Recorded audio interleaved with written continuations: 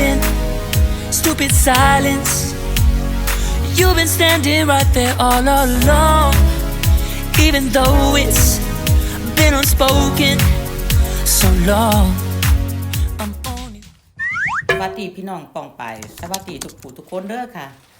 FC ทั่วโลกขอบคุณทุกกำลังใจเด้อค่ะคลิปนี้มาซอยกันรุ่น YSL สิเฮ็ดได้ดีขนาดใดพี่น้องคะมาปลูกต้นกล้วยไม้แฟนเพิ่นซื้อมาให้เนาะจัดการค่ะเอาดินใส่กระถางเพิ่นก็ซื้อมาให้ใหม่เนาะมันสิเข้าหน้าร้อนแล้วก็ต้องแต่งปลูกหาแนวมาปลูกค่ะพี่น้องคะมารุ่น YSL ในคลิปนี้ปลูกอีหยังแน่พี่น้อง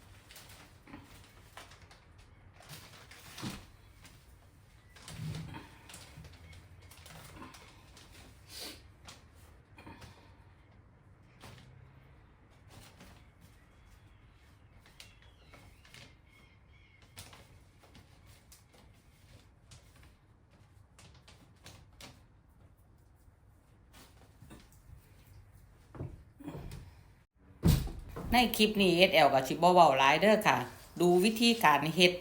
ของ SL เอาเองค่ะบรรยากาศเอาน้ำเขาเย็นเนาะค่ะต้มเฮ็ดอันพักดองเบิดเสร็จแล้วก็เศษมันก็เอามาเป็นปุ๋ยค่ะเทใส่ในขี้ดินนั่นล่ะพี่น้องเบิ่งเอาโลดมันสิออกมาแบบใดเพราะว่าเศษอาหารเศษหยังนี่มันเป็นปุ๋ยทั้งนั้นล่ะครับพี่น้องคะบ่ทิ้งค่ะเหลือก็เอามาจังซี่ล่ะน้ำผสมกับขี้ดินคุกใส่เข้ากันโลดค่ะพี่น้องคะบัดนี้เฮาก็มาแต่งเนาะขอบคุณทุกกำลังใจเด้อฝากกดไลค์กดแชร์ให้เดี๋ยวในเด้อค่ะพี่น้องคะเบิ่งกันคลิปนี้ก็บ่ยาวปานใดดอกค่ะมาเบิ่งว่าเดี๋ยวปลูกหยังแน่เนาะขั้นแรกก็เห็นล่ะกล้วยไม้น้องค่ะบ่เว้าหลายค่ะพี่น้องค่ะไปข้างนอกมาไปหาเก็บผักมาเมื่อยค่ะเฮ็ดอย่างเดียวค่ะดูบรรยากาศปลูกดอกไม้ปลูกอีหยังก็เบิ่งเอาค่ะพี่น้องค่ะขอบคุณทุกกำลังใจเด้อค่ะพี่น้องค่ะ